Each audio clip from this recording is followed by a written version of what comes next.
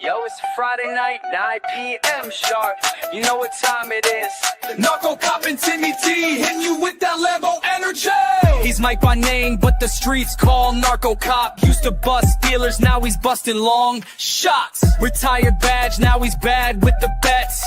Octagon fiend, cashing slips, no regrets. Friday night fights, Seki poured on ice. Lambo Plays podcast, breaking down the price. Got parlays, KO, subs in round 3. Split decision magic, cash it like a G. Lambo Plays, it's a wild parade. Long shots flying, getting that paid. Tim with impressions, Narco's got the locks. Whisper bet of the week, gonna shock your socks. Lambo Plays, the odds go cray. Spin that wheel, it's a betting ballet.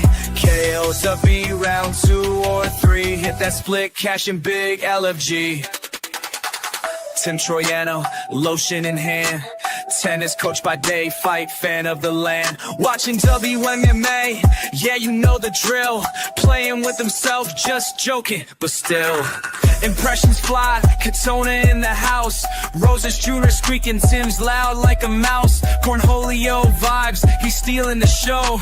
Narcos like bruh, but they still go toe to toe. Round 2 chaos, round 3 gold. Split decisions, bets unfold. Side case sipping, parlays lit. Lambo energy, never quit. Lambo Plays, it's a wild parade. Long shots flying, getting that paid. Tim with impressions, Narco's got the locks. Whisper bet of the week, gonna shock your socks. Lambo Plays, the odds go cray. Spin that wheel, it's a betting ballet. KOSOB, round 2 or 3. Hit that split, cashing big, LFG.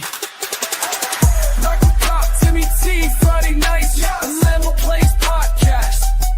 Where long shots live large and splits hit harder. We out. We out. We out. What's up, everybody, and welcome to Narcocop MMA, and this is the Lambo Plays podcast, episode 135, UFC Vegas 107. I'm your host, Mike, along with my co-host, Timothy Troiano. Timothy, what's up, my friend? 10-fight card. Jesus Christ, I've lost count of how many fights fell out, how many fights were switched. This is probably one of the biggest cards that I've ever seen, like switching and people falling out and all types of nonsense on this card. Yeah, how you doing, man? Are you ready for some big Lambo? I got some big Lambo plays for this card. Let's get it, dude. Yeah, I'm excited. I like the main event. Other than that, there's it's kind of a shitty card, honestly. But you guys already know why Tim likes the main event and likes probably the first fight again. You know, this guy. We already know why he likes these fights. Anyways, let me go over to chat. We had a week off. Let me go shout out my chat. Mushroom is the first guy in the house. I love playing that intro song for Mushroom. He loves it. He actually told me to kind of play it on a loop if I could, like 2 or 3 times. But I couldn't do it. We were late today. Next week, Mushroom, I will play it on a loop for you. So yeah, you can listen to it all you want. Buster Jensen, how is the barber underdog? Let's see. We'll talk about that. Sharp Boy, what's up, my man? This card stinks, but hopefully we can nail some big bets to freshen up the joint. Yeah, that would be nice. Azure, smash the likes as soon as you join. Very nice of you. Thank you, Narcocop and Tim. I just need to survive the Apex one more week. Then we have live events for a while. I love the Apex. Elijah Wan, let's effing go. What a shit show at the weigh-ins. He said, this whole card is a fucking shit show. Dixon, Narco, before we start, I need Tim's opinion on whether Rianne's bunions are lotion-worthy. I personally think they're the hottest bunions in WMMA, but I like to defer to the real authority. Tim, the bunion expert Tim, what do you think about that? Are they lotion-worthy? They're not lotion worthy, but put a little salt on those bunions. They're good to go. Cook them a little bit, a little salt, a little pepper. You're good to go.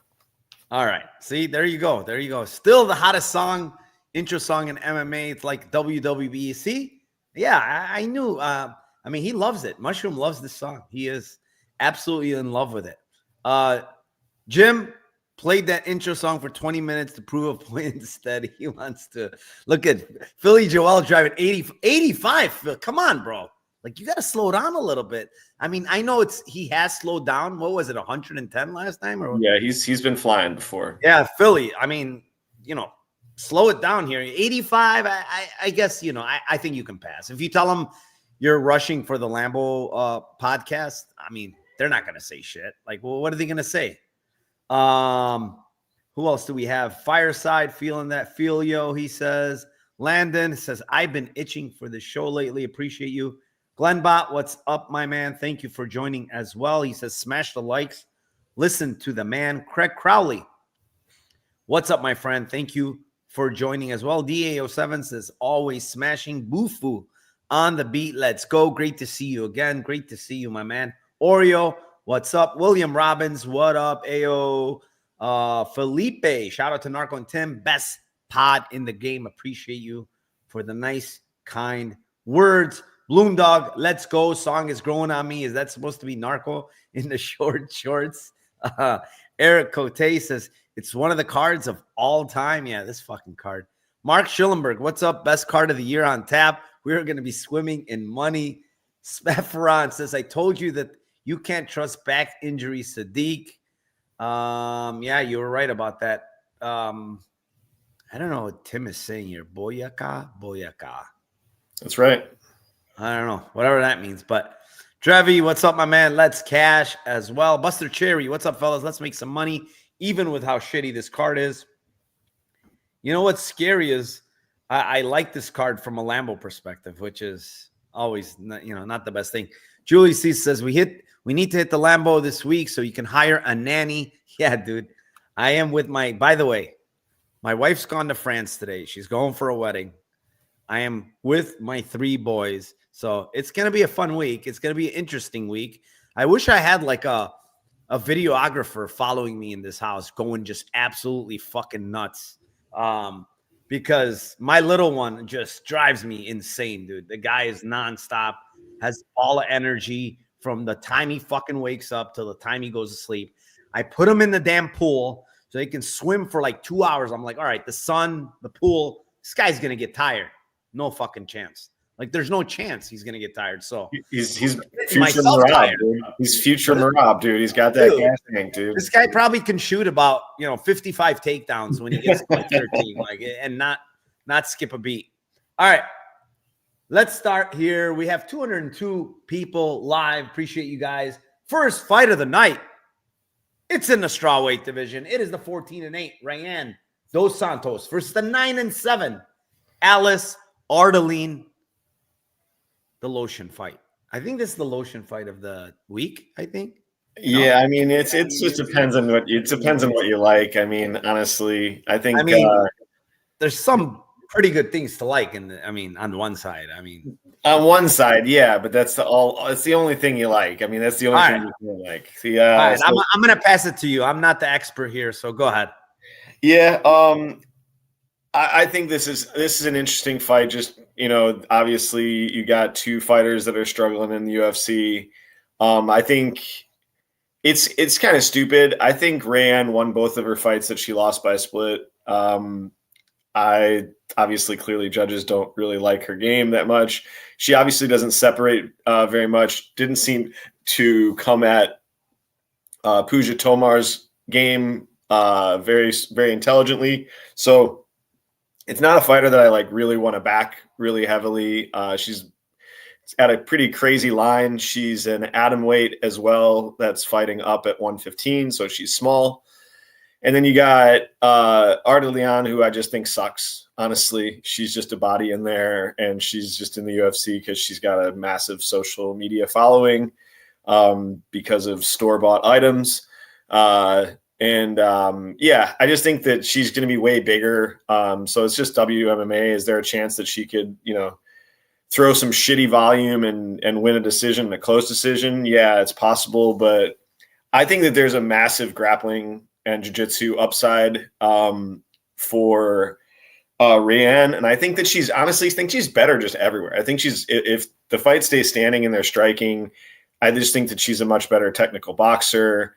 Doesn't really have too much power, but I just think that Alice gets hit hard in every fight that she's in. Like, she gets hit hard. She's vulnerable to submissions. So I know a lot of people are on the sub. I think the sub line is like 10 cents more than the inside the distance line on DK. So I'm just going to go Rayanne inside the distance at plus 450. And if you want to get super greasy, I'm not going to go whisper bet on it, but it is whisper bet lines. KO2 is 45 to 1. KO3 is 65 to 1. I lean that it's a sub, but I just think that if you're talking like beating the shit out of her and maybe she can get it. Again, I've seen Alice get hurt in multiple fights standing. So I think it's a sub if she does get a finish. But so the inside the distance line being 10 cents off is the way that I would go. Plus 450 on inside the distance. And if you like crazy lunch money to throw on the KO2, KO3. Yeah, I mean, not much I disagree with. I mean, Rayanne dos Santos is the better striker. She's the better submission grappler.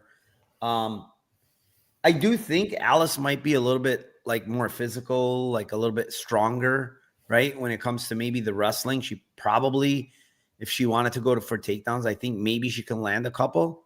But her top game is not very good. Shanna Bannon almost got her with an armbar. I don't know why it doesn't show it on UFC stats, but she went for an armbar against her.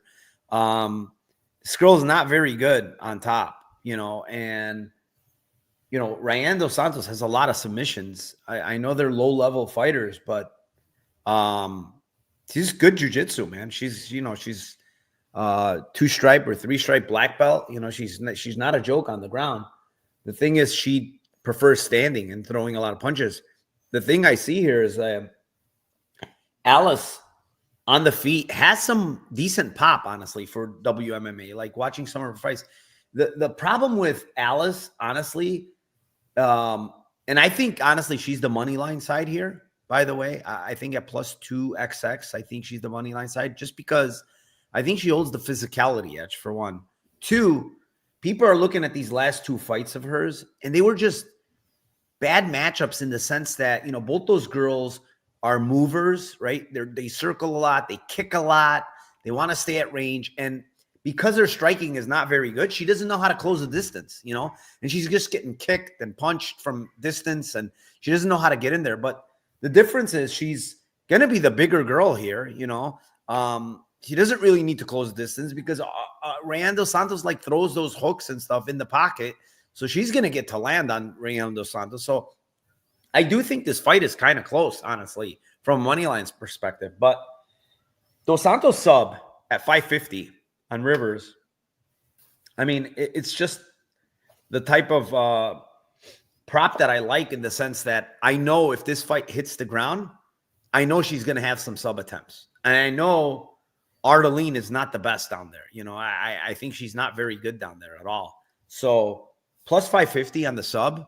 I think it's a decent price, honestly. I was wanting a little bit more just because, I was thinking it's WMMA, 115 pounders. Hopefully I get a bigger line, but I think 550 is worth it, honestly. Yeah. I mean, does she sub her, 1 out of 5 times? I mean, it's better than that even, so it's 550. I think it's a decent price. It's a decent price. So that's what I'm going to go with. Rayanne dos Santos by submission. It could happen any round, honestly. I don't know, whether if she's smart, the truth is if dos Santos is smart, she's going to take this fight to the ground.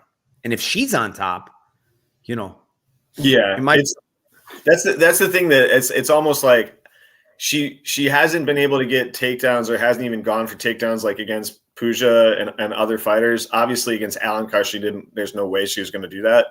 But I mean, against Puja, that's what the fuck are you doing? I think she went 0 for 3 against Puja, and I just think that's Puja's small too. It's not like it's just one of these fighters is is bigger than the other. It seems like, and she's going to probably be putting more weight on it. It just seems like she just doesn't, either she's not interested or her wrestling just isn't good and she's just not physical enough for this, size wise. But I totally see your point of like, if she can like fall or get a trip or something like that and get on top, the sub is going to be huge. But I also could easily see her guard subbing her. Like she's just, Alice is just absolutely fish on the bottom or fish on the ground. Yeah. She's not very good on the from what I saw on tape.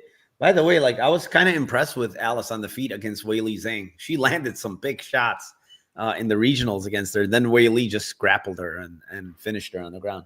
All right, let's move on. Fight number 2. It is in the lightweight division. It is the 9-2 Bellagio versus the newcomer, the 10-2 Michael Aswell. Late replacement here. Michael Aswell moving up in weight to 155. I just think this is a one-sided fight, to be honest. And Aswell, he's a meat and potatoes guy. He's a boxer. He'll come forward. He'll throw a lot of volume. He'll pressure you. The problem is he's super hittable. He really doesn't have anything else to his game. Like it's like meat and potatoes boxing, pressure forward, try to break your guy, basically, right? And take damage in the meanwhile. So Bellagio, in my opinion, is the more athletic guy. He's the stronger guy. He's the faster guy. He's the better striker, the better grappler, to be honest. He's just a better fighter all around. Like Bellagio, prior to his sub against Duncan, was just like absolutely teeing off on him on the feet, and he took him down a couple of times, but he put himself in a sub, which obviously is, it's bad because, you're dominating that fight. Why are you even grappling? So fight IQ comes into question there. But, Aswell just, nothing impresses me about this guy. Outside of his cardio and his volume, that's about it. I don't think that's going to work against Oki. Oki has shown good cardio. Oki has shown good durability. Oki has pop to his punches. He's the bigger guy, like I said. He's the 55er. And he's the guy in a full camp here, So, looking at Aswell going to split decision against Dorian Ramos, who's a grappler in that fight. It's like a 15-minute stand-up fight. There was no grappling. And somehow he barely squeaks out a win there in his last fight against a guy that I don't consider very good at all, Dorian Ramos, and no slight to him. He's just not a very good fighter. And, guys like that, Oki just runs through, in my opinion. So, even his loss, whether you want to call it a loss or a win to Bogdan Grad, was a bad look. Bogdan Grad is not good, man. He is not good. So, yeah, I like Oki here quite a bit. The problem is I can't play KO. It's a terrible price to KO. And I've known Aswell. He's very, very tough. That I will say. He's super tough. The only thing realistically I can play, and I don't think Oki is like the biggest hitter either. He's just good precision and stuff. Decision is 138. I don't know what that is. What do you want to call that, Tim? A bicycle from the thrift shop, or that's a Schwinn bicycle. Yeah, I guess, guys. I'm gonna change the name of the show. Lambo plus Schwinn bicycle. Plays of the week or podcast or whatever you want to call it. But yeah, plus 138. I don't think it's gonna be close. That's the thing. I don't even think this fight's gonna be close. So yeah, I like Bellagio here. Yeah, Oki seems to have, a lot of the physical advantages. His game is all around Oki, as well as, he's got a pretty big strength advantage here, as well as his grappling edge. I think that Aswell's fight against Yadier Duval, who saw last card, I think that he did pretty well against that dude. That dude seems to be a fucking killer. He had some moments in there. Obviously, he lost the fight, but I thought that was kind of like the best fight that I saw on tape. I only typed a few of his fights. I thought he won against Grad. I thought he kind of got robbed. Not robbed, but I thought he won that fight. But like you said, I don't think that Grad is super, good at anything stylistically. I just don't think that there's anything that he does very well. I just think that like if we're just looking at Lambos for this play, like for the pod, I was just looking at him like Aswell split decision 1,600. Like if he wins, I kind of think that that's it. His decision is plus 600. So yeah, I think it's going to be tough to get a unanimous, but Oki's volume is just Oki, as well is Aswell's volume is his biggest strength. So hopefully you guys have caught on to the game here so far. So yeah, my breakdown has just been Oki. Yeah. Okay. Let's move on. Fight number 3. It is in the lightweight division. It is the 11-3 Jordan Levit versus the 21-9 Kurt Halabau. Tim, what are you finding here? I just look at it and I'm like, okay, this doesn't make a lot of a line in this one doesn't make very much sense to me. Like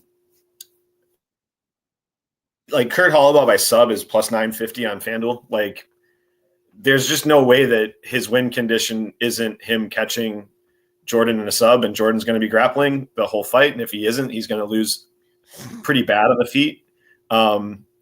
So you have Jordan, who's been subbed by before. Obviously, he's getting subbed by very high level guys, very good grapplers in Hooper and Paddy Pimblett. But the fight that I looked at that I was just like, oh, that's definitely possible to happen here is the Ogden fight. Like, he almost got guillotined by Ogden. Like, that to me is just this. That's the win condition for Kurt. Like, I just think it's something that he's also got sneaky. He's got sneaky jiu-jitsu. Like, he's very good defensively, jiu-jitsu wise. He's got the hips of the old man pedophile from Family Guy, so he's going to get taken down. And it's just a question of, does he, can he get a sub, or can he maybe get a reversal at some point? He's usually not going to, I don't think he's going to get a reversal if he gets taken down, but I do think a guillotine's live. If a takedown takes any bit of time, or if it's a cage takedown, and this is just basically the same setup as Ogden got his. I think that if he gets the same look, or he gets the same opportunity, I think he has a better guillotine than Ogden. I think that he could finish that same spot. So, I lean it's most likely going to be a Jordan decision, but I think that plus 950 for the win condition on Halabau's got it. It's a good shot. Yeah, I mean, I have a early play on Levit here at minus 175. Line's pretty much ballooned here. I think we're looking at 2 something now. I would not play that on Jordan Levit. Yeah, 230. Yeah, 245. Jesus Christ, this keeps going up. I wouldn't play that, but the hips on Kurt Halabau are just, they're every bit of 38, 39-year-old would be, maybe even 45-year-old at this point. But his hips are shot, man. He's got no takedown defense. If there's anything Levit's very good at, he's pretty strong when he grabs a hold of people, He was tossing around Pimblett, man, and Pimblett's a big dude for 55, and he's strong. We know he's not easy to grapple, and honestly, he was tossing him around a little bit in that fight. Jordan Levit is strong if he gets a hold of you. Like his wrestling is not good. I will say that. I don't think he's a good wrestler, but when he gets a body lock on you, he's pretty damn strong. Or he even the high crotch, like he lifted up Paddy Pimblett with the high crotch, just slammed him on his head, dude. It was crazy. I don't even remember that, but when I taped him, I'm like, damn, this dude is pretty strong. But yeah, like Halabau, man, gust of wind takes this guy down. It's terrible takedown defense. I want to say Hernandez was like 4 for 4 against him. Like anytime he shot, he got him down. I don't think Levit's going to have a problem getting him down. Now, I will say that Levit, when he grapples a lot, he tends to slow down in these fights. Like later in the fight, he tends to kind of gas. Halabau actually has a pretty good gas tank. I will give him that. Even last fight, like he was trying to come on. He was trying to do damage to Hernandez, but he got taken down there in the third round. And, once you have him on his back, he's just not very good getting up. He doesn't have hips. He can't swivel. He can't do shit.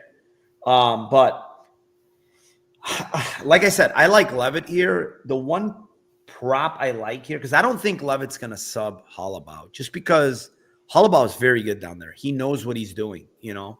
I don't mind your sub. I think just round 2, 3 in general for Halabau is not bad. I mean, if he can somehow make this guy work, and, you know, keep this fight standing. Imagine if it's standing in round 3, you know, and Levit's tired.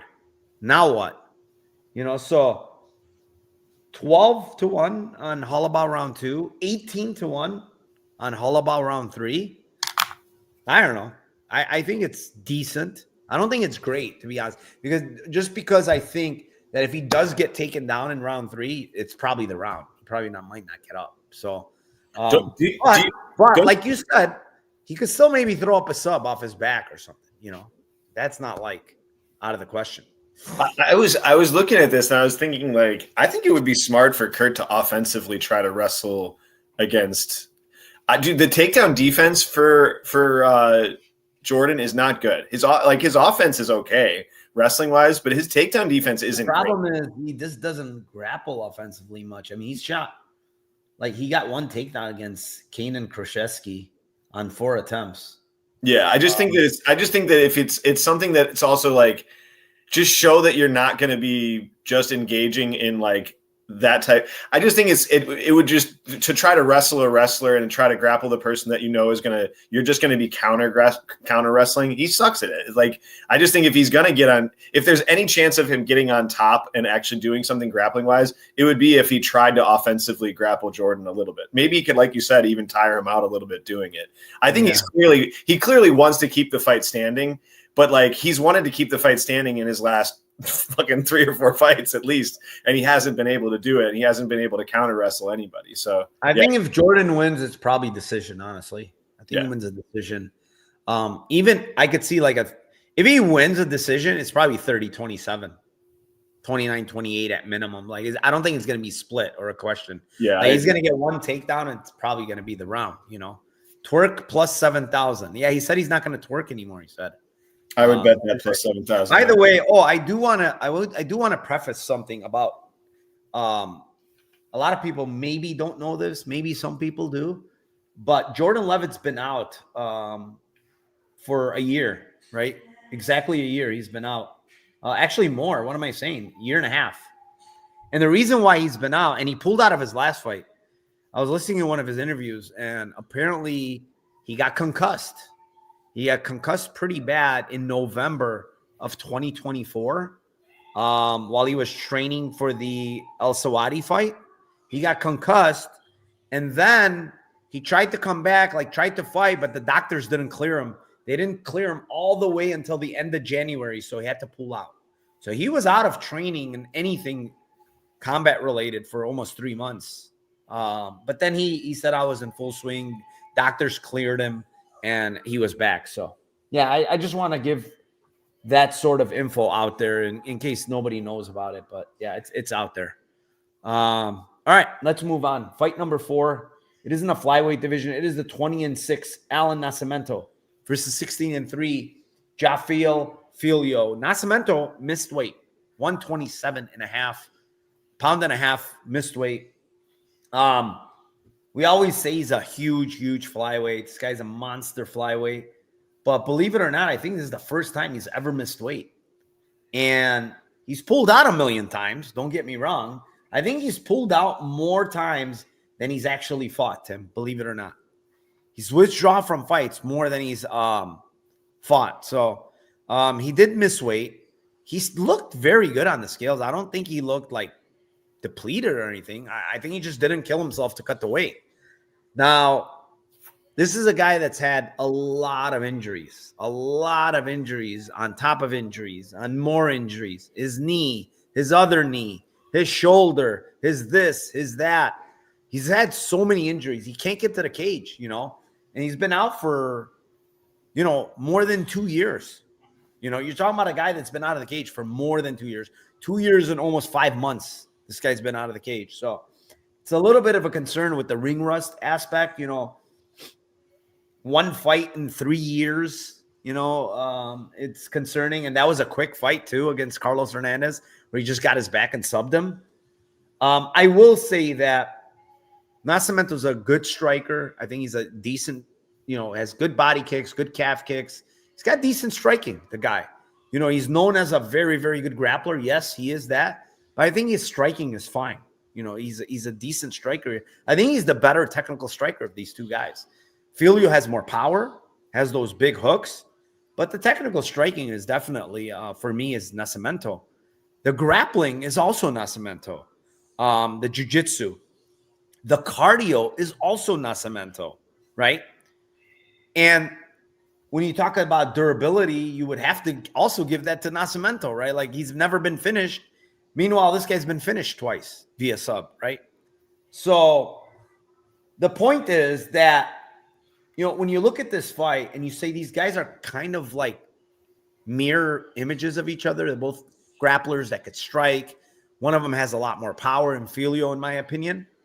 But the one thing I've seen with Felio is he gets a little bit tired later in these fights. And when you look at the Makaya fight, that sub was not even under his chin, and he tapped. It was a face crank. It was a face crank along the fence, and he tapped to it. I think there is an instance here where Nasimento eventually breaks this guy in rounds 2 and 3. And I think there's going to be grappling here, man. And Nasimento's a big, big dude to grapple. And if he's on top of you, it's going to be one hell of a fight. And if he's on bottom, again, it's going to be one hell of a fight because you're going to be defending sub after sub after sub attempt, and he doesn't get tired. So for me, it's Nasimento sub at plus 470. I really like that look. But the sub 2-3, Tim, plus 950. I think he finds a sub here, particularly in round 3. I think round 3 submission, maybe, I don't know what it is. I would say it's like 30-1, 25-1. I haven't looked. I think that's where he gets him. I think he gets him later with a submission here after a back and forth, a lot of grappling. And eventually Felio just tires out, man, against a much bigger guy. Felio goes in there and he's almost always the bigger guy. He's not the bigger guy here. So, yeah. What do you like here? It's the sub 3 is 22-1 on FanDuel, just to let you know. I'm in the same boat. Like, I like Nasimento sub. The only thing I would say is that, like, 13 of his 15 subs are in round 1. 1 is in round 2. 1 is in round 3. Like, usually when he gets positions on guys, he fucks them, basically. So it's not like, I'm not saying that it doesn't happen. I do agree that Felio has slowed down before in fights, and I do see that same kind of narrative as well. But I just think, like, if he's getting to the spots that he can get to in this fight, I think it could happen in any round. It could be early as well. I agree with the striking. I think Nasimento's striking is underrated. He just doesn't do it often. The only fight that you really had any predictive data on long amounts of time striking was against Paiva, and he landed 105 significant strikes in that fight. And I don't think Paiva's the type of guy that usually is, like, easy to hit 105 times. So I think that just shows that, like you said, he's technical. He knows how to feint. He knows how to set up his shots.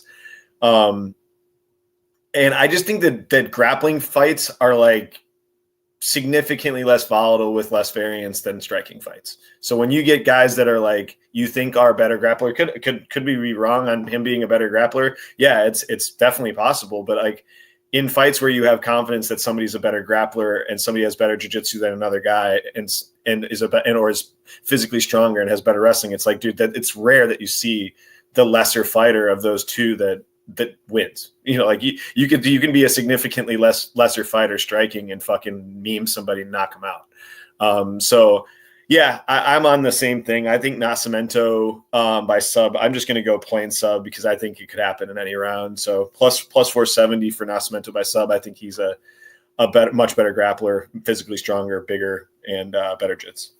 I'm surprised people think Felio has the better card. Like, you guys know Nasimento's been 5 rounds like 5 times in his career.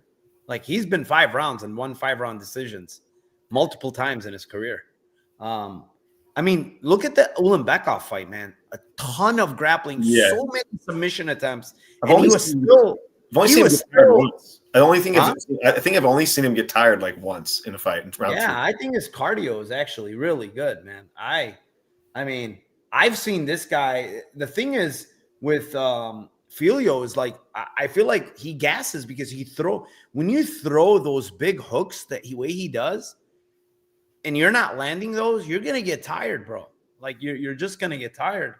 And yeah, I disagree with some of the chat that they're thinking that Felio has the better cardio here. I don't think so. I really don't. I also think the layoff is obviously not good, but it's the dude's used to fighting once every year and a half. Like he's done. Yeah, You know what I'm saying? He's never fought a lot. Like he's pulled out a ton, and it's never been like he fights twice in 1 year. He's almost always a year and a half before he fights. So. I mean, the Ulanbekov fight, he had one fight before that, but that was a 3-year layoff there. Yeah. Prior to that, the Ulanbekov fight. And that was, if I'm not mistaken, that Ulanbekov fight might have been on short notice too. I don't think it was let me see. I don't think it was a regular call-up. It might have been a short notice fight. Maybe not. Maybe not. They have him slated there. I don't know. But yeah, I don't know. I think his cardio is pretty damn good, honestly. I really do. I mean, maybe the long layoff, because he missed weight, could hurt him a little bit, but yeah, I feel like he has the better cardio of the two. All right, let's move on. Fight number 5. It is in the middleweight division. It is the 8-2 Zachary versus the 12-5 Dusko Toddorovic. Tim, what do you got? This fight is so stupid. I just think that this is one of those fights where I'm going back and I'm like watching tape on these guys. And I'm like, God damn, like they're both just fades for me. I want to bet against these guys like almost every single time, whoever they're fighting. Both have durability issues. Dusko to me is also like, he's like the Mr. Potato Head, man. Like he's like all head. It's impossible for him to not get hit. Like his head is just gigantic. He's slow. He's hittable. Does he die? Like, you know, I think people are taught like, oh, he's chinny. He's been knocked out. Like he's been knocked out, but I don't know. It's not like a chinny one shot, like kills this guy. He usually fights through it, takes like, 4 or 5, big shots. And then he's just doesn't do the right things. Like he doesn't know how to defend himself. He puts himself in bad spots. He fucking strikes against guys he should try to grapple against. Like it's just a guy that just has bad fight IQ as well as just, I don't know. I just think that he's just not a great guy to bet on. And then you go to the other side and Reese, and it's like, okay, Reese is just a gigantic guy. Seems like he can be taken down by a gust of wind, plays off of his back, tries to get arm bars, gets lucky every once in a while. He's gotten hurt on the feet. He's gotten hurt. Like, he gets obviously slammed KO'd by Brundage, but he just doesn't seem like he's super durable either. And he might have some like concussions, like, post-concussion syndrome where he's just, I think it may be like one shot against him might be able to knock him out. I don't think we've seen it as much as like a Dusko, where I think Dusko may have like one shot durability that's better than Reese's. But, Reese to me is just like, we saw him get taken down by Medina. So, I mean, that dude is not a grappler at all, and he got a takedown. So it's just like, all right, do I think that, it's like for me, it's like a flip of the coin. It's like, do I think that Dusko is going to actually go out and proactively grapple and wrestle and be smart? Fuck no. He's like Mr. Potato Head, dude. I don't think he's going to. It's clear as day he should. And then if he does, to me, it's like KO1, the KO prop for him is getting on top and then beat the shit out of him. I don't think the fight goes 15 minutes where he's able to take the shots from Reese unless he's absolutely just top timing him and not throwing any ground and pound. So I don't see a fight like the fight going to decision really in any capacity. So then it's a question of who do I think is going to get the KO? And it's, again, to me, it's just like flip a coin. I think it's more likely that Reese is going to get the KO because I don't trust the card. I don't trust the fight IQ from Dusko. But like, I don't know. It's going to be it's a shitty one for Reese. It's Reese round 2. Then Dusko has to survive, which is possible. That's plus 420. Round 3 is plus 1100. If you're on the Dusko side, I would do KO1, KO2 as well. I don't know. I hate this fight a bunch. Like, I just think that there's a bunch of shitty ways that this fight could go, and I don't trust either fighter. I'm on the opposite side, honestly, with the round 2-3. It's 1,100 and 2,000 on Dusko. I think for me, he's the more proven guy. Like, if a fight goes like 3 rounds, I understand that, he's only been to decision twice, but 4 out of his 8 KOs are in round 2. Yeah. So, when I watch Dusko Toddorovic, like, he's a guy that if he survives round 1 for the most part, he's not getting finished, right? And he's most likely winning if he survives that round 1. So the only guy that he didn't, he went past round 1 and lost was Gregory Rodriguez. And, he's in a different stratosphere than Reese, So everybody else, he's looked pretty good when it goes there. So, Reese showed good cardio, I will say, but against who, right? It's against the punching bag, Jose Medina. No resistance, just getting punched over and over. He is the one landing takedowns on Medina. Like, what happens if there's a lot of grappling? He's defending takedowns. Dusko takes him down in round 2. Like, what's going to happen then? Is it going to be smash time? Because Dusko, if there's anything he's good at, his ground and pound is nasty. I mean, he will try to put your head through the fucking canvas. So his ground and pound is definitely nasty. But, yeah, his chin is not great. I do think this is probably kind of a setup spot for Reese to win. But I don't know about this guy, man. Like, I really don't know. Like, I'll tell you, in Contender Series, I try to fade him against the Aronoff. He got immediate takedown. And I'm like, oh, this is great. This guy's a brown belt. He knows what he's doing on top. Sure enough, he gets armbarred. Right? And I'm like, motherfucker. Then he fought Brundage. And I think I faded him there against Brundage. And he got slam knocked out. And then he obviously got Marquez, who's washed. And then Medina. Like, his wins just suck, bro. Terrible wins. And we saw Bukoyev just absolutely destroy him on the ground. So, yeah, I mean, I really don't like Reese, man. I don't think he's that good of a fighter. He's a meme. He's a huge guy. He's dangerous off his back because he's so long. And he's got long strikes, good knees, stuff like that. But I honestly still question this guy's cardio. I really do. Like, everything is round 1, 1, 1, 1, 1, 1, 1, 1. You know what I'm saying? It's like, let me see resistance in a fight. Let me see him get hit in a fight. Let me see grappling in a fight and see how he looks in round 2 and 3, So, yeah, I mean, is it just round 2 and 3? So you're taking both methods with him? Yeah, 11 and 2,000. I mean, would you be shocked if it was 2-3, sub? It could be not sub. If he gasses. Yeah, not if he gasses, for sure. Yeah, I don't let him take KO or sub. I just think it could be both. Yeah, I agree with you. I think that's probably a better way to go on Dusko. That, round 1. I mean, Bukoyev was just fucking a nasty, nasty man on top, and just that was completely different. So I don't even know that Dusko wrestles in the fight, but I think maybe round 2 if he's seniors. Yeah, he should. Listen, what did he do against Chitty? He wrestled his ass off, but he just couldn't. He got cooked in the clinch. I don't think Reese is anywhere near Chitty in the clinch. And I don't even think his takedown defense is as good as Chitty. So, if he's smart enough, he goes for takedowns, sure. But I don't know if he does. All right, let's move on. Fight number 6 is in the bantamweight division. It is the 14-4 Kicklin Vieira versus the 10-3 Macy Chesan. I don't know what happened here, but apparently the night before the weigh-ins, Vieira's team called Chesan and told her, we can't make 35. We need 45. She's in the hospital. Apparently she went to the hospital while cutting weight the night before Vieira went to the hospital. I don't know what's going on, how true that is, how false that is, but that's what Macy Chesan said. This fight is I favor Macy Chesan here just because I mean, if she does get on top, it's probably one round. Vieira has no get-up game at all.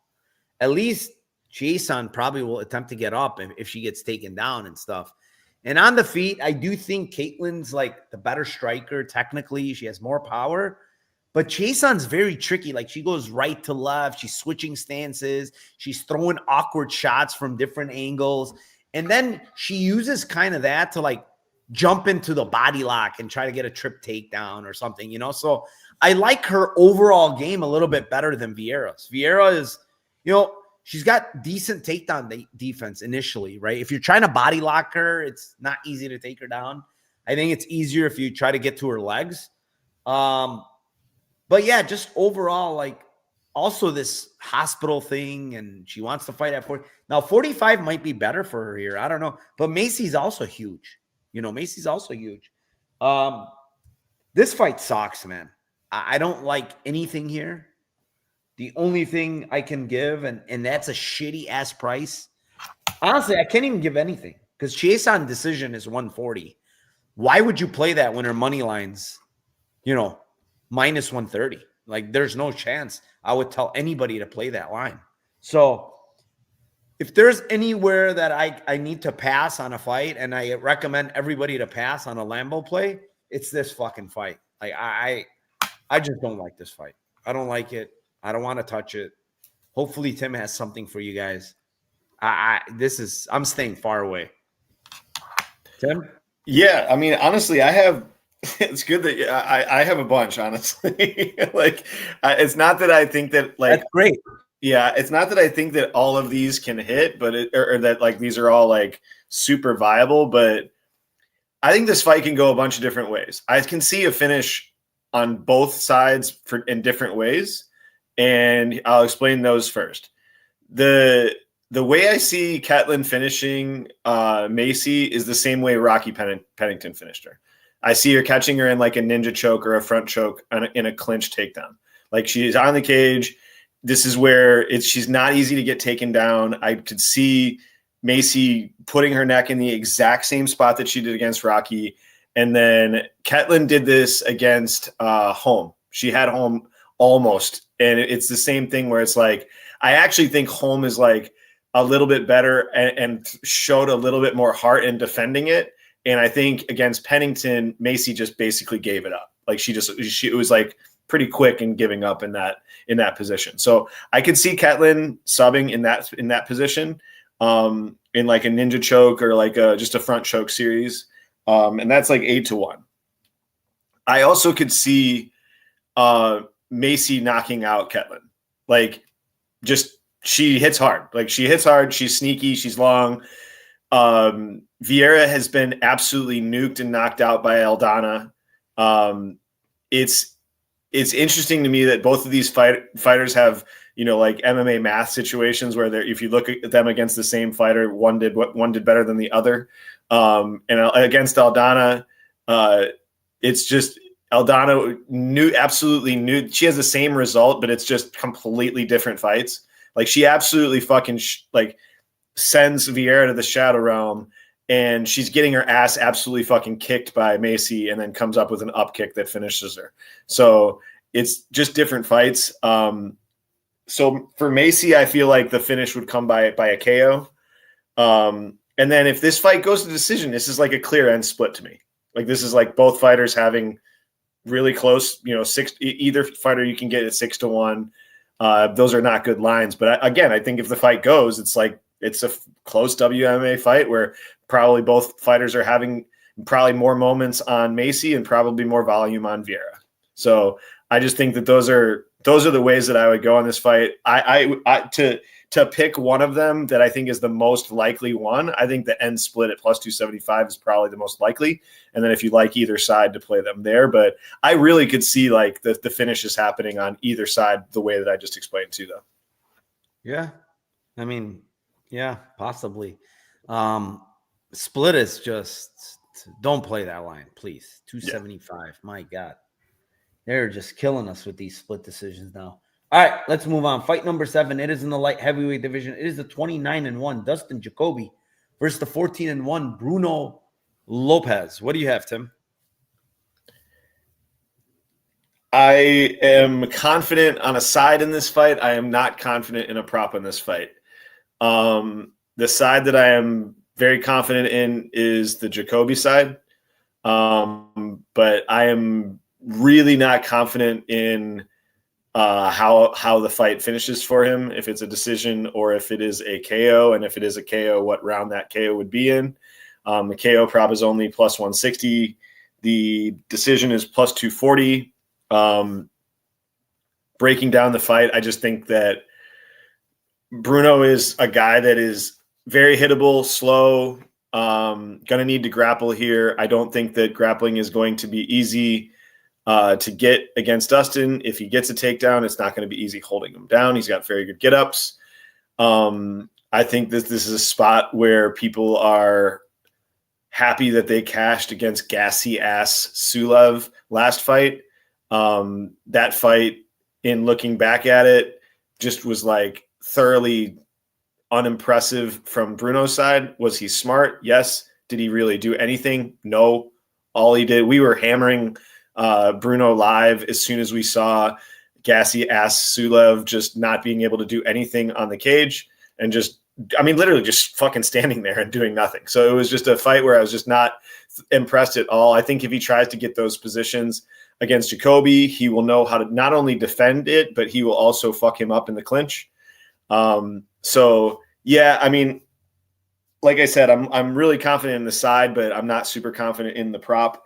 So I will go typically, I think, I mean, again, this is the problem with the prop. Like, I think typically Dustin's like a point fighter and he usually goes to decision with a lot of guys, but he also has times where he murks guys, did with against Petrino, did against Kennedy, did against Dao and Jung. And then you look at Bruno and it's just like, Bruno got dropped in his Dana White Contender Series fight and he got absolutely murked by Ribeiro. So it's like, it's just really hard for me to decide which one of these I like the most and which one I think is the most likely to happen. So I guess I'll go with Dustin KO 2-3 plus they're the biggest numbers, plus 650, plus 1200. But I do see a Dustin decision possibly here too. So maybe I'll do I'll just do the KO 2-3. I'll go with those. I hate it though. I really do think it could be any way for him.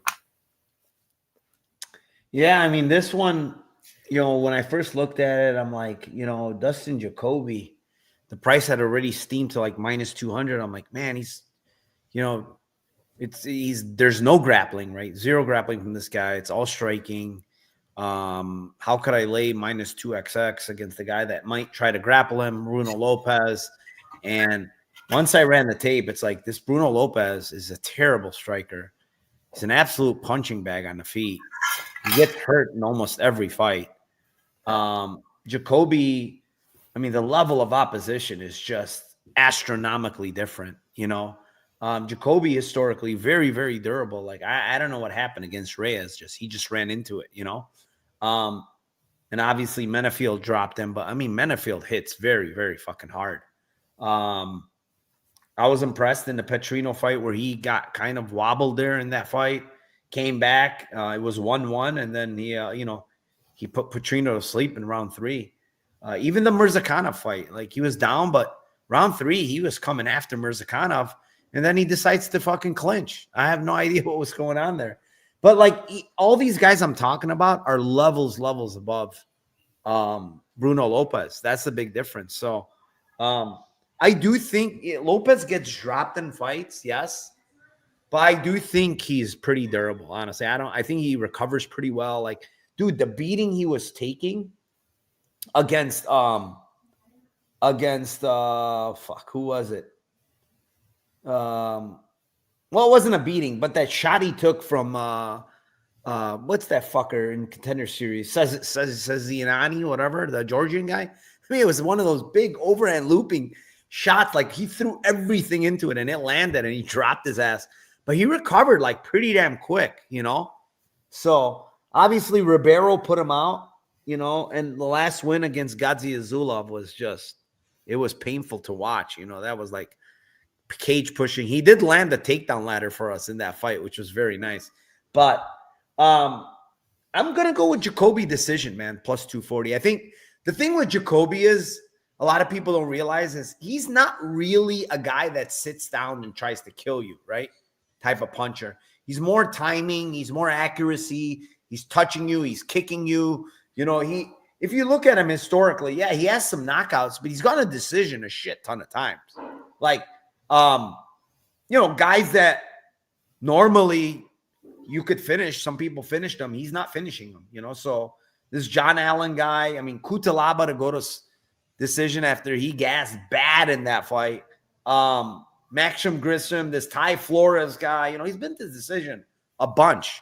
So, yeah, plus 240, I think it's a decent price, honestly, on his decision prop here. I think he wins minutes. He keeps it standing. If he does get taken down, I think he gets right back up. And he does the deed against Lopez. Yeah. Now, if you do want to, kind of maybe do round 3 decision if it's close to that.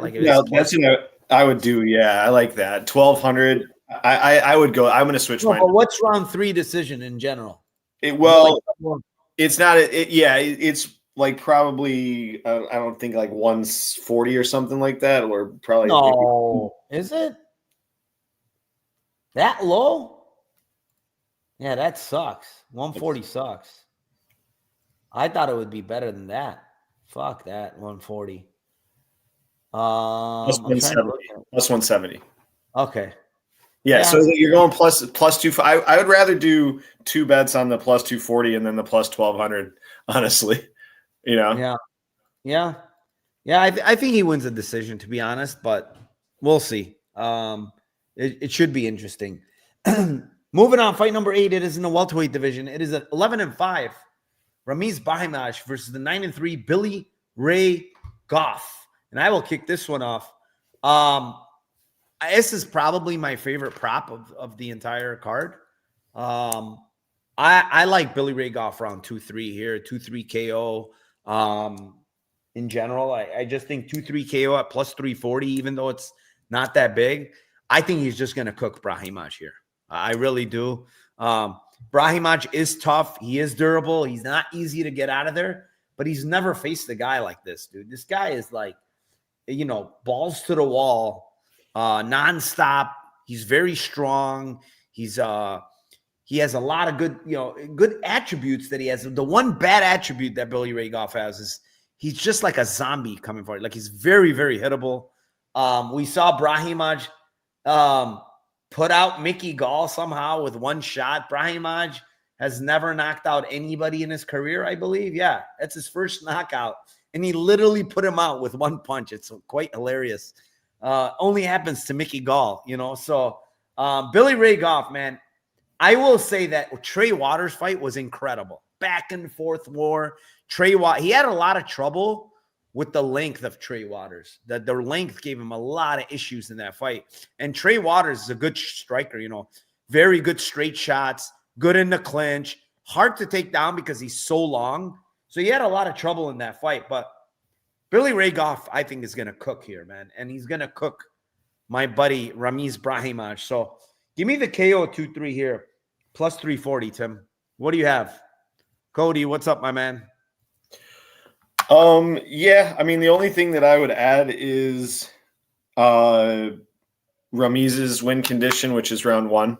Like, I think he could get a takedown and get a back take and get a sub. Like, I think that's definitely possible. I think also, it's possible he could knock him out, but I would lean that it's a round 1 situation where he probably gets a takedown and a sub.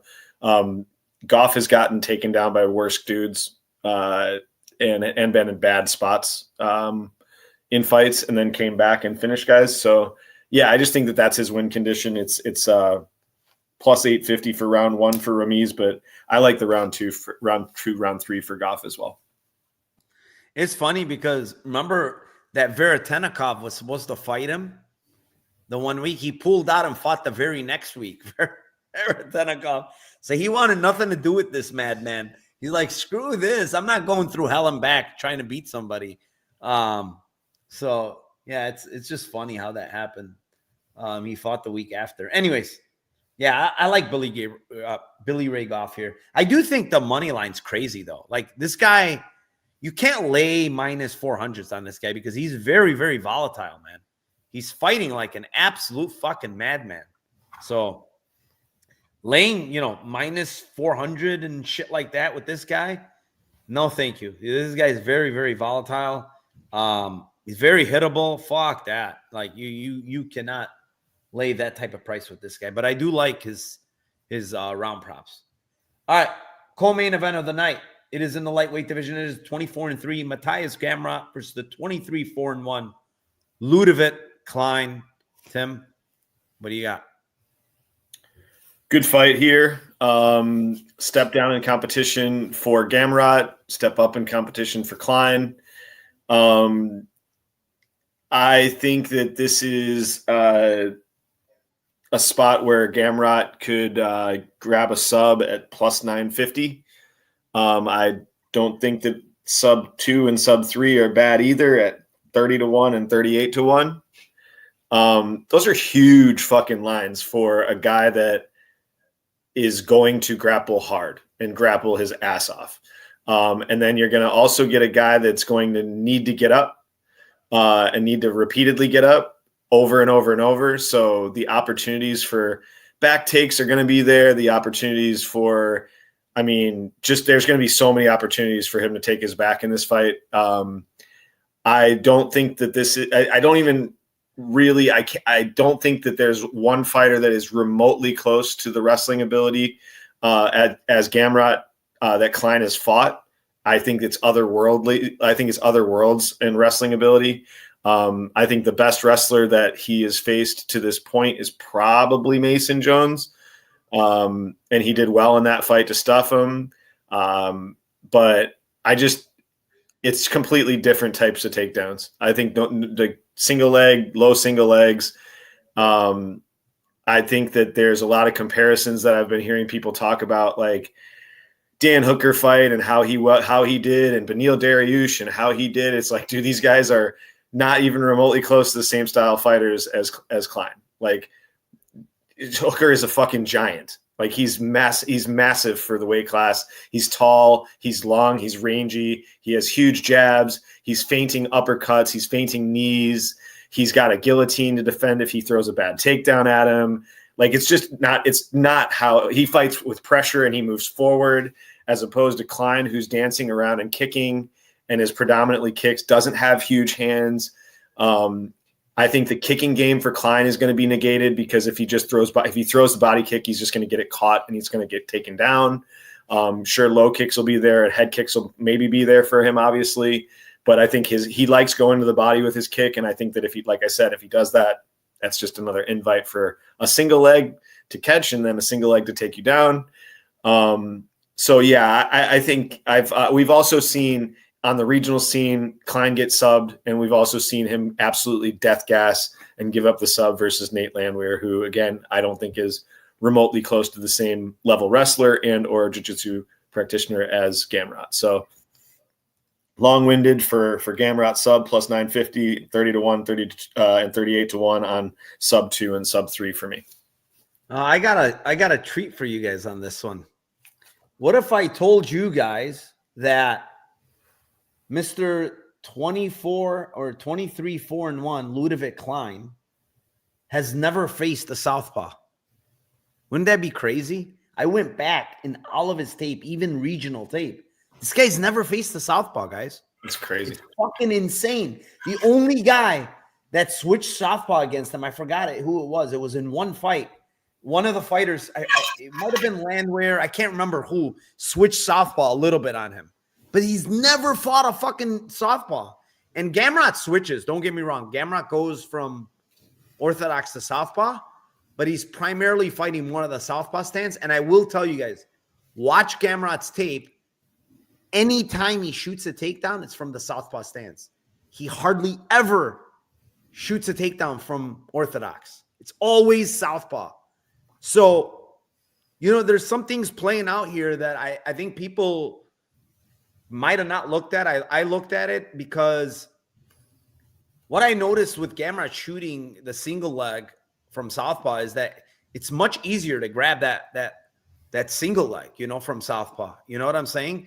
And when you're a guy like Klein who's never fucking faced a southpaw, it's incredible. This guy has 28 fucking fights. He's never fucking fought a southpaw. It's insane. And dude, the other thing that I think people are not like taking into account here is, dude, Gamrot is, I don't even know how many levels better than anybody that he's ever fought, Klein, that he's grappled with even. I'm talking about grapplers, right? Like this guy's miles better than any grappler he's faced. And then when people talk about the last Hooker fight, that was a fucking very close fight. Like, okay, let's say he lost the fight, which he did, right? But that was a 50-50 fight, man. That was a split decision for a reason. And it was very close. And on top of it, this is not the normal Hooker, dude. That Hooker was juiced to the gills. He looked fucking monstrous in the cage. I'm like, what the fuck's this guy on? Like he looks like a fucking light heavyweight in there. Like it was insane how big he was, So like there's a big difference here, man, when you're talking about level of opposition, experience, grappling edge, who they faced, the southpaw stuff that I'm talking about. There's so many things that, yes, is Klein a good striker? Sure. He's got good kicks. He's got power.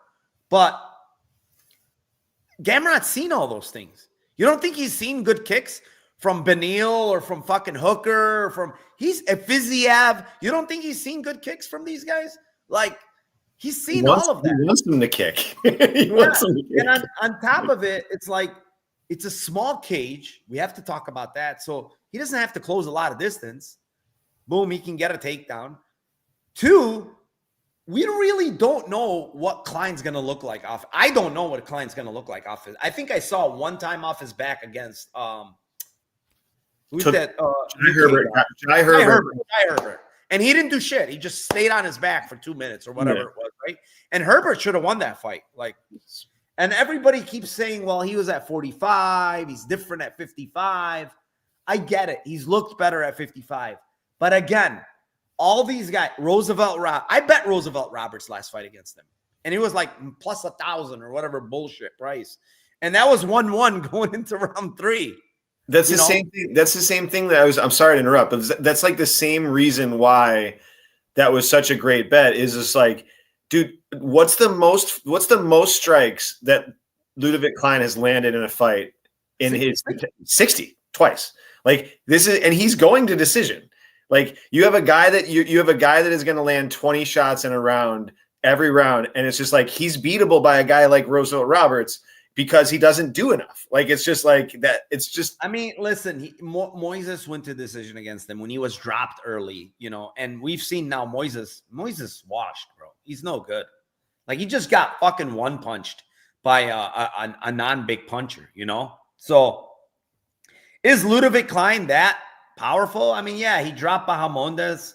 He hurt Bahamondes in that fight. That was probably his best look, right? But again, Bahamondes doesn't, he grappled. So a lot of these fights that he's winning, by the way, I want to say Klein, he's offensively grappling. He's actually getting takedowns and he's getting on top of people. Like Bahamondes fight, he was on top. He wrestled a lot in that fight. He got 3 takedowns. Does he have that out here? Absolutely not. So, yeah, man, I like the sub too. 950 on fucking sub for Gamrot. Like, amazing. I get it. He's not really a guy that hunts a lot of subs. But if you watch the Nate Landwehr fight, you saw the Darce, the Anaconda. You saw him actually going for it against Hooker. And if there's a lot of grappling, the other thing we have to think about is what's Klein's cardio really going to look like with a lot of grappling involved? When he had a fight with the Landwehr fight, he was dying. He was dying, right? Again, he was at 45. It's at 45. But again, but it was just the pace. Yeah, it was just never faced a grappler like this that's going to shoot 1 million takedowns. Keep coming. And then, like when you look at Gamrot's like stuff, like Beneil's elite at defensive takedowns. Yes. The other thing is he had Beneil's back almost 2 different times, But Beneil and Minari rolled both times, going for like a knee bar to get him to stand up, right? Klein doesn't fucking have that in his arsenal. Let's be honest. He doesn't have the jiu-jitsu in his arsenal to do shit like that. So I'll be shocked if he does. Huh? As well as the hands that Beneil has to fucking knock him down and hurt him. Like he just I don't know, man. I think Gamrot. I've been hesitant to pull the trigger all week on Gamrot money line, but I think this is a levels fight, man. It really is to me, and there's a huge grappling edge in my opinion. Watching tape, yes, we don't know what the gap is with like Klein, how bad or how good his wrestling is, but like if Herbert can take you down and get on top. Well, what the fuck's going to happen with Gamrot? Like, Gamrot takes everybody down. It doesn't matter who you are. So now all of a sudden, Klein's going to be stuffing all the takedowns. He's going to be the guy. Like, he's a better defensive wrestler than Beneil and these guys that, and Sarukian that Gamrot actually took down. Like, come on. I even don't think that if he doesn't have success grappling, that it's not an extremely close fight striking. Like, yeah, I think it's, a lot of people are saying, well, he's been dropped 4 out of his last 6 fights and this and that. I get it. He has been dropped. He's been caught. And, he's 34. He's not young, but I don't care, man. I think the grappling edge is just fucking very, very big here. And if Gamrot, gets to his back, which he's not a back guy. I don't know why. He doesn't like really going to the back. His just grappling is way different, dude. It's way different. So, yeah, I like the sub, plus 950. I don't even want to give a round because, quite frankly, it could be early. It could be round 1 where he gets him.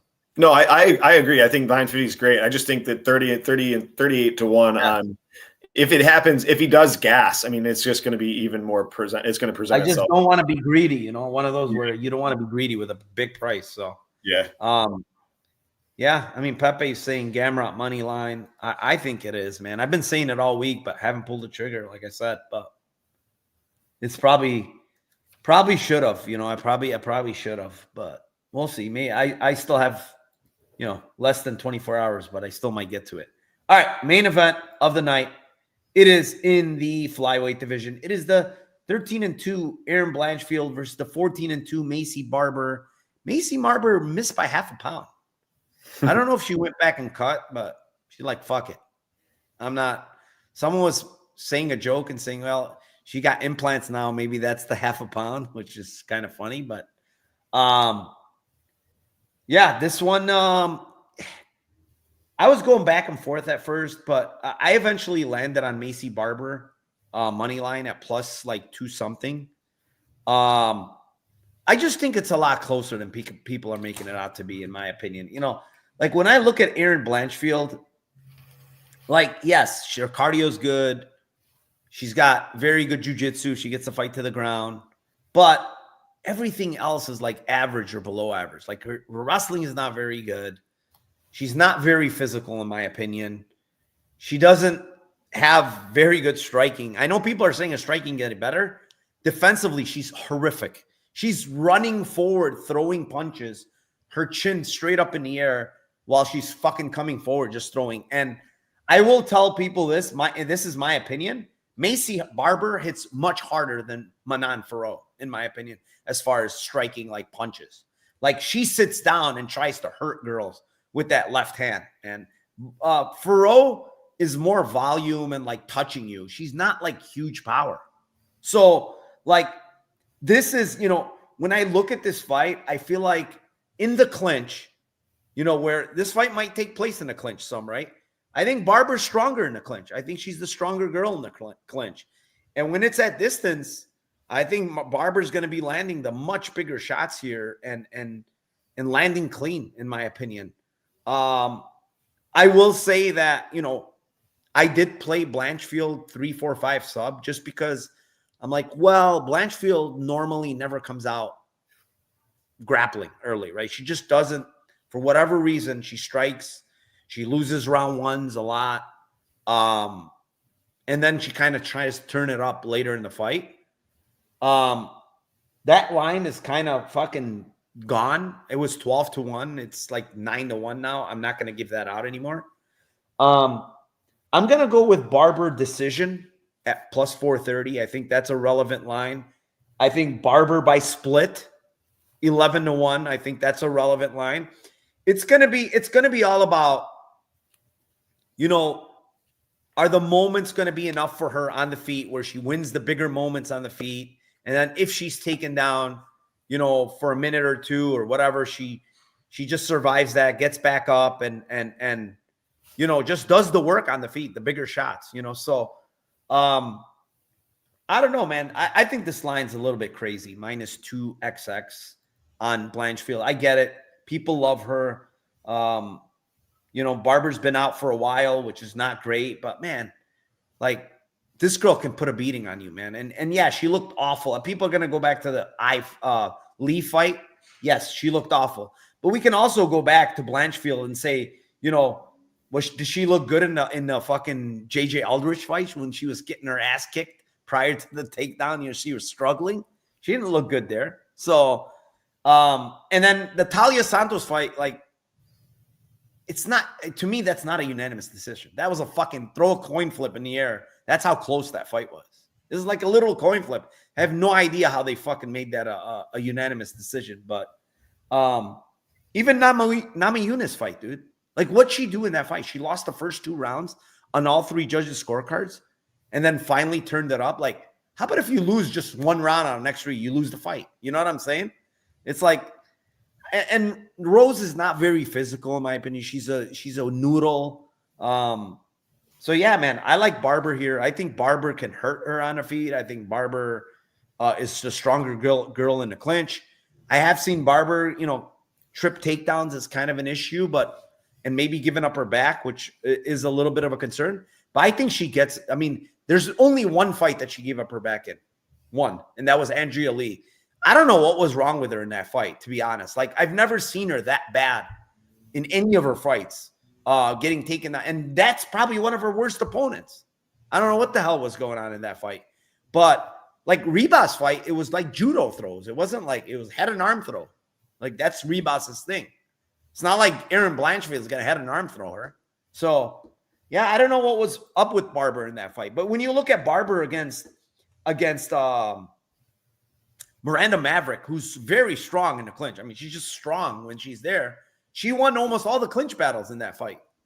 So it's like, wait, what happened in the Andrea Lee fight? What happened to this girl? So it's a very weird, I think it was like a one-off, honestly, for her in that Lee fight. It really is. And I've heard people all week talking about that fight. You have to I rather take her whole, 10-fight sample than just that one fucking fight where she looked very, very awkward. I don't know what was going on, but 2 of the takedowns were kicks that she caught. The other 2 were just like body locks, and she took her down. So, yeah, I like Barber decision, split. Tim? Yeah, we're gonna disagree on this one on just a few different points. Like, I think that Erin's striking defense is bad, but I think that her offensive striking is gotten a lot better, as well as just she pumps out a shit ton of volume.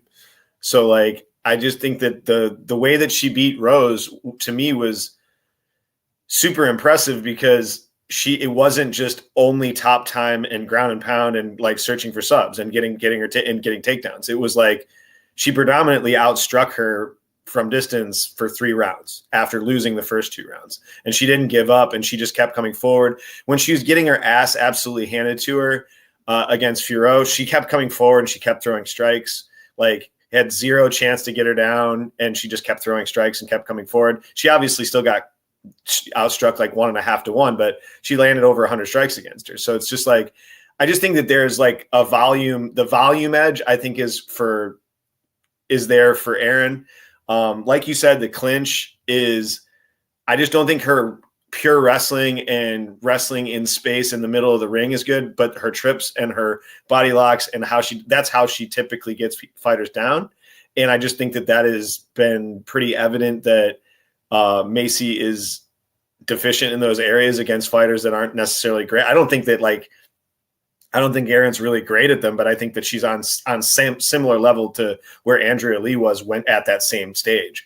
And I also think that the fight, I know everybody here. The funny thing that I was thinking about is everybody always talks about they just throw away the Roxanne Modafferi fight because they're like, oh, she's fucking tough as shit, dude. She fought with an ACL. It's like Roxanne Modafferi is legally blind. Like she cannot see anything and she's able to still get her down and do her thing.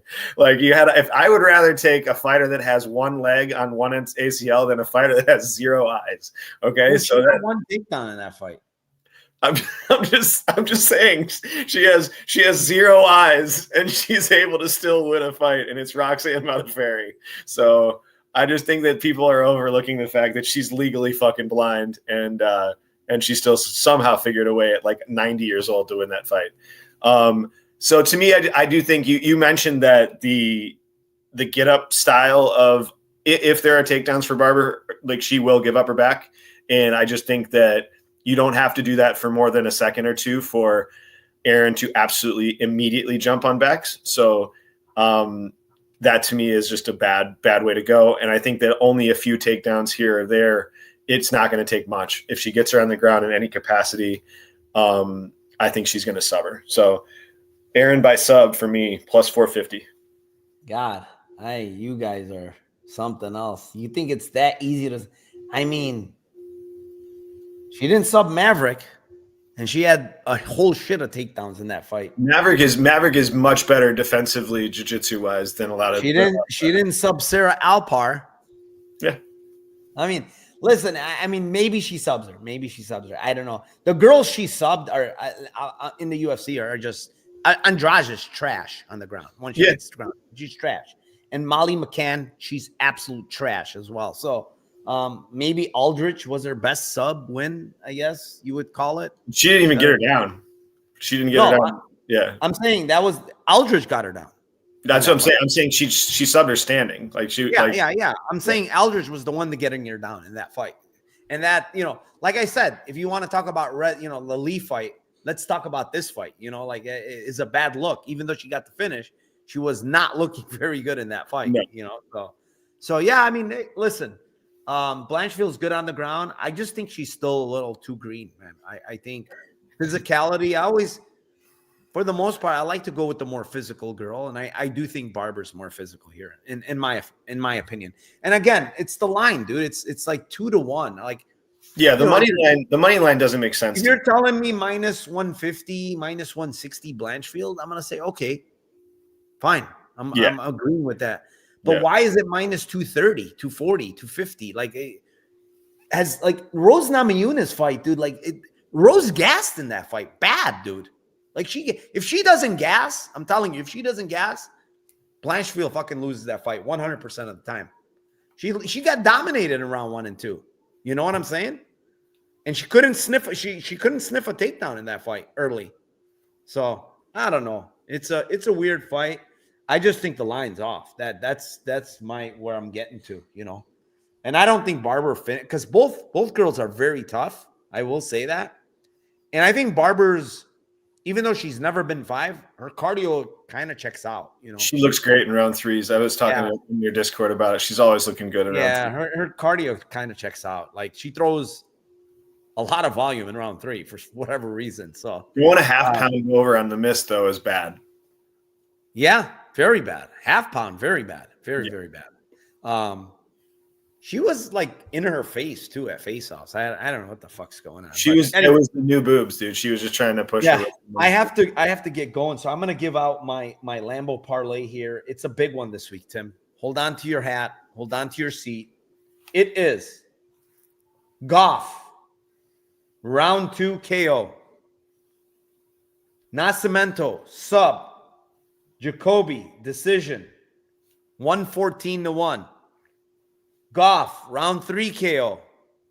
Nasimento sub, Jacobe decision, 163-1. That's fucking cash, Tim. Let's get it. What do you got? Love it. You have Jacobe decision as the last one. Sorry, I'm writing this down. I have Aaron sub, Nasimento sub, 30-1. And then the shoot for the moon is add Gamrot sub to that, and it's 308 or 328-1. All right. The 3 sub prop. You went with the sub prop this week.